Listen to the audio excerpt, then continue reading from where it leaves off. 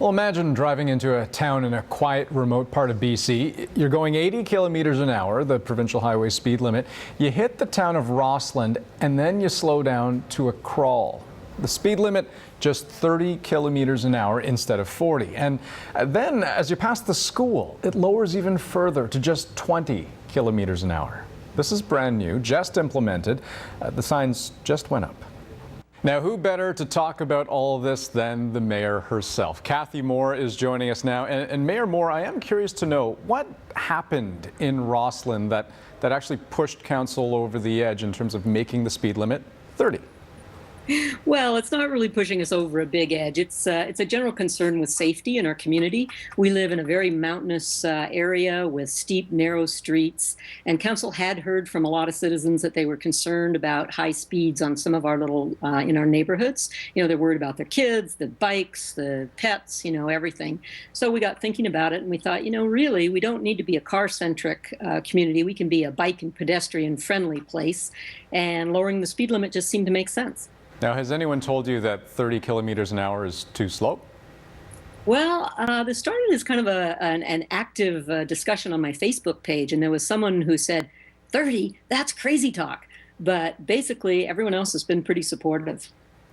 Now, I'm curious, have you actually sort of test-driven this yourself? Have you driven at 30 kilometers an hour in those residential zones?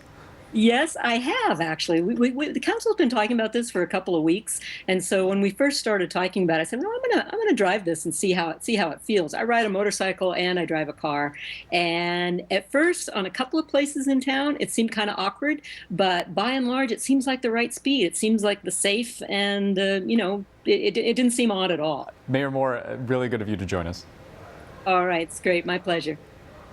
So the big question right now, or perhaps the scary question right now, depending on who you ask, is could something like this work in Vancouver? Now we have Chris Thompson joining us here with CBC, which is an advocacy group which tries to get people to be a little smarter on the roads. You're also the author of Speed Kills Your Pocketbook. Now, could this work? You drop the speed limit 10 kilometers an hour in residential zones. Could it work in Vancouver? Good idea? It depends on what you're trying to accomplish. Generally, what people find is that when they do studies, they see that people kind of ignore the number that's posted at the side of the road as a speed limit, and they base their travel speed on conditions of the road, conditions of the environment, any particular things that are going on, like if there's pedestrians, etc.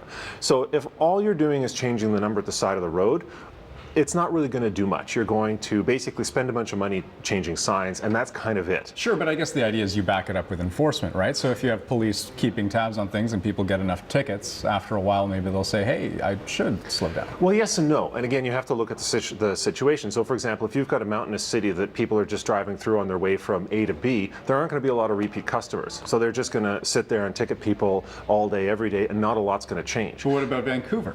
Well, I mean, that's the interesting case, right? That's another case. If you take a look at something like Kitsilano, the limit theoretically is 50 because that's the limit for normal residential streets, but people don't actually do 50 because it's not safe to. You've got these narrow roads, you've got pedestrians, you've got kids playing.